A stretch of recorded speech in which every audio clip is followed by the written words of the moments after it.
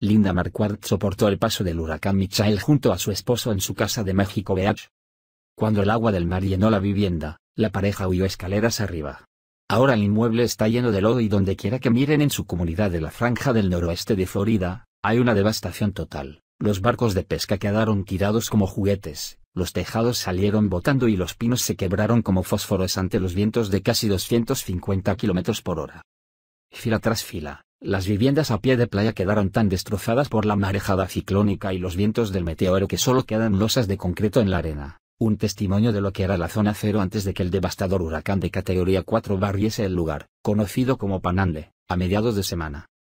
La destrucción en esta y otras comunidades plagadas de playas de arena blanca es catastrófica y se necesitarán miles de millones de dólares para su reconstrucción.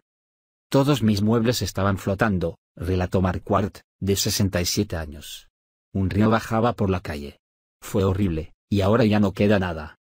Se han atribuido al menos 3 muertes a Michael, el huracán más poderoso en tocar tierra en Estados Unidos continental en más de 50 años, y en la madrugada del viernes aún no había acabado, convertido en tormenta tropical desde poco después de llegar a la costa el miércoles, barría el suroeste dejando fuertes lluvias y provocando inundaciones repentinas en zonas tan lejanas como Virginia. Los fuertes vientos, los árboles derribados, las calles anegadas por las crecidas y los rescates a conductores atrapados en autos inundados se repitieron en Virginia y en la vecina Carolina del Norte. Aunque las previsiones contemplaban que Michael seguiría perdiendo fuerza gradualmente, más tarde se convertirá en una tormenta extratropical con fuertes vientos una vez comience a cruzar el Atlántico.